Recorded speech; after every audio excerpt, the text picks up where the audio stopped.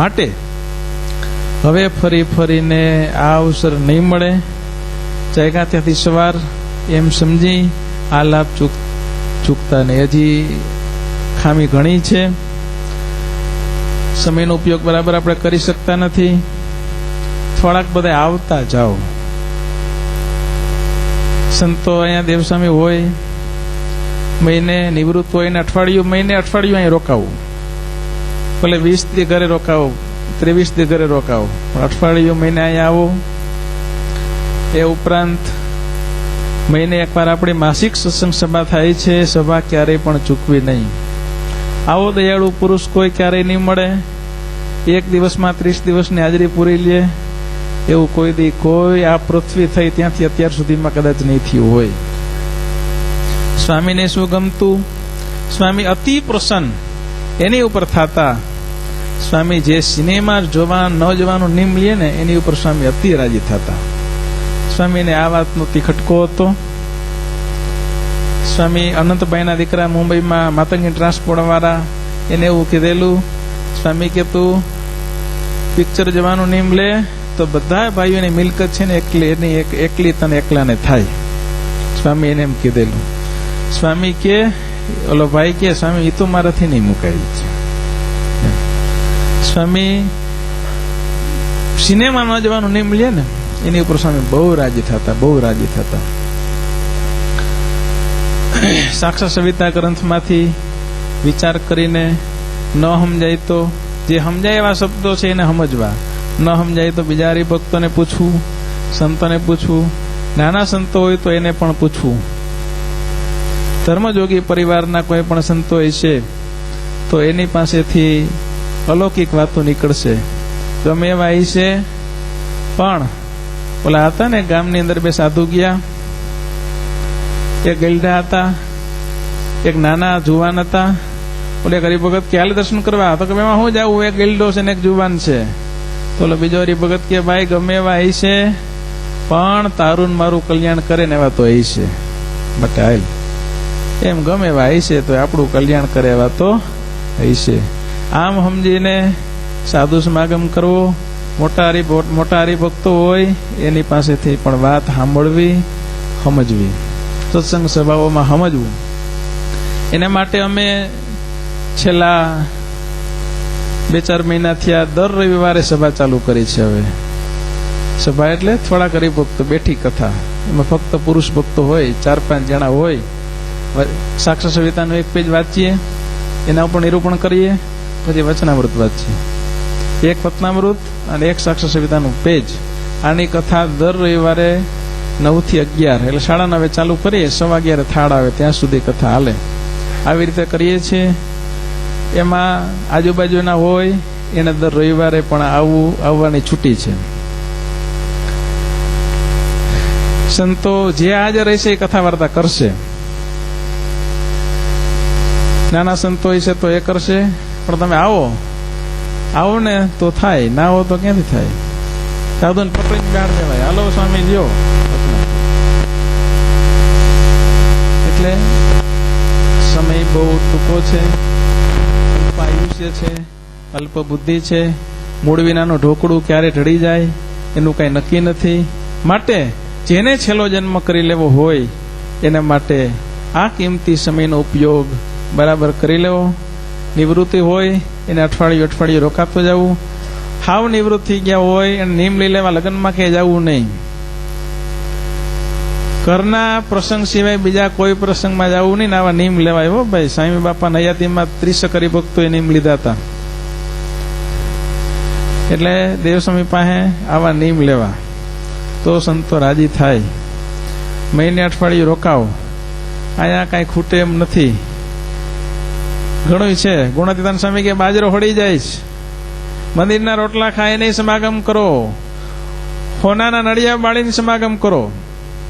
પણ સ્વામી કે આ વાતું પછી નહીં મળે, પછી વાંહે રહેવું પડશે, ગાડું વહી જાહે, પછી ગોળનું ગાડું વહી ગયા પછી ચીલા ચાટવામાં કઈ ગોળનો સ્વાદ આવે નહીં. સ્વામી કે રૂપિયા તો ગાડે આવશે પણ આ વાતું પછી નહીં મળે.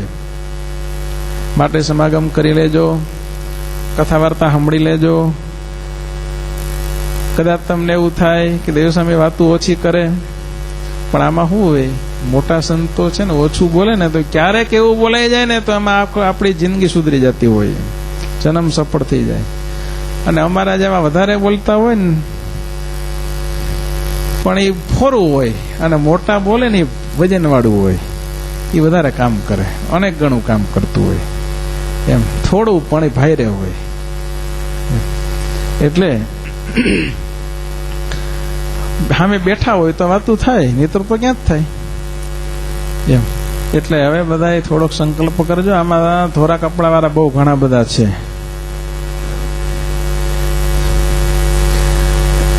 સમજવાની જરૂર તો ખરેખર જોવાની હોય છે, કારણ કે આ લોકોની તો બધાની સ્થિતિ બંધાઈ ગઈ હોય.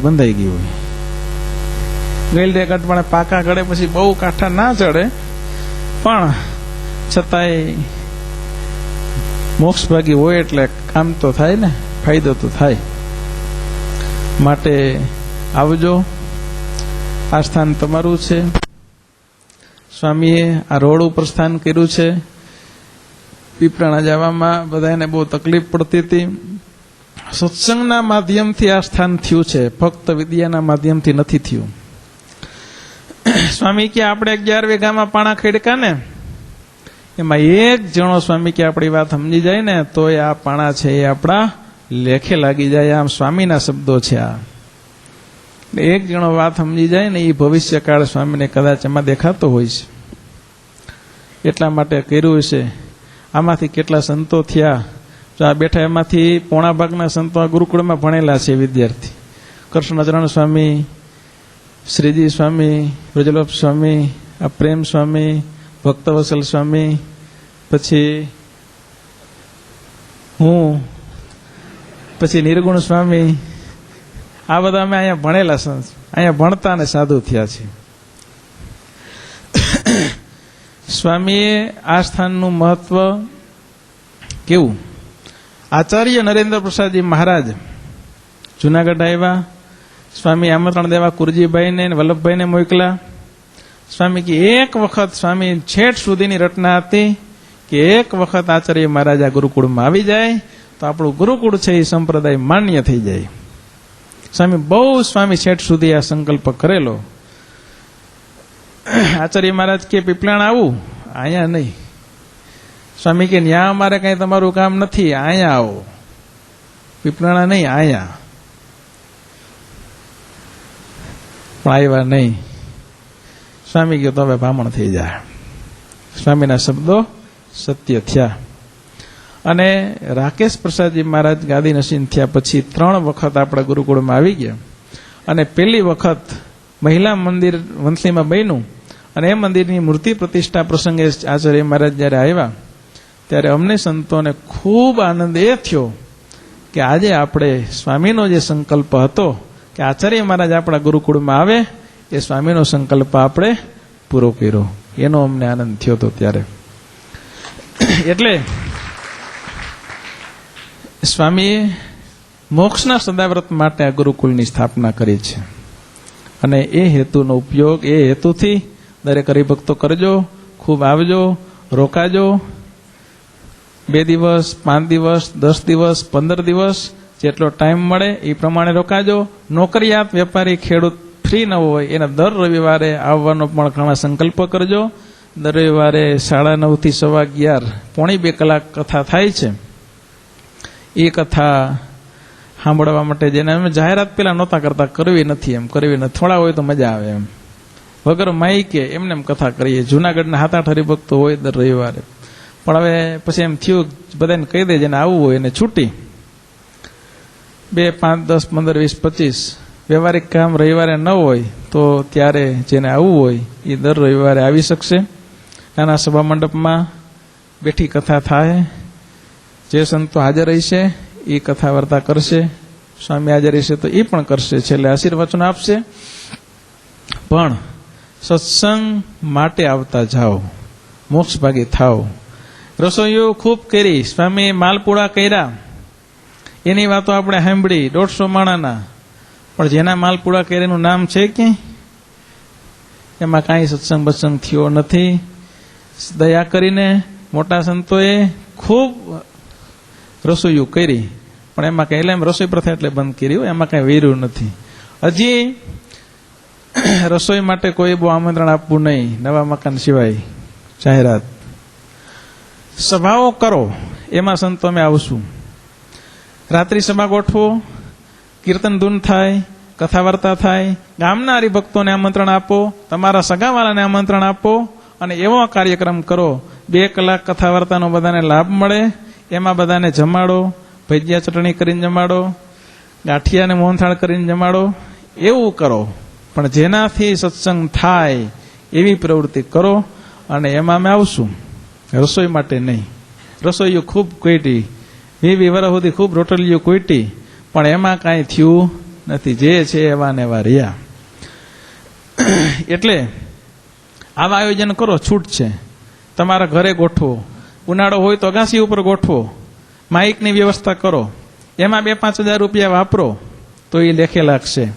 એને હરિભક્તોને જમાડો. પણ જે કાંઈ જમવાનું કરો ને એમાં શરતી કે સભા ટાઈમે કોઈ માણસ રસોઈમાં રોકાયેલો હોવો જોઈએ નહીં. અગાઉ બધું કરી લેવાનું, ચટણી બનાવી લેવાની, ભજીયા સીધા પાડવાના રહે છે, એટલે ભજીયા ચટણી કરવા હોય તો ગાંઠિયાને મોહનથાળ કરવાનું, અગાઉ કરીને ત્યાં રાખવાનું, સીધું સભા પૂરી થાય એટલે આપી દેવાનું. એ રીતે કરવાનું. પછી આ બાજુ રસોડું ચાલુ હોય ને આ બાજુ સભા ચાલુ હોય ને એવી કોઈટું કરવાની નહીં.